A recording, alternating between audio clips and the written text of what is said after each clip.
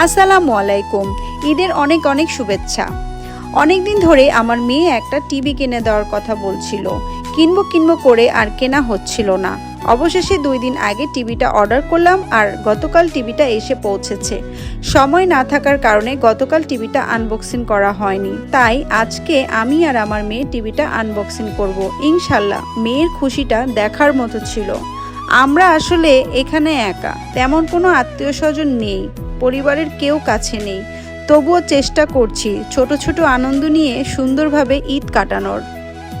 সবাই আমাদের জন্য দোয়া করবেন আর আপনারাও পরিবার নিয়ে ভালো থাকবেন।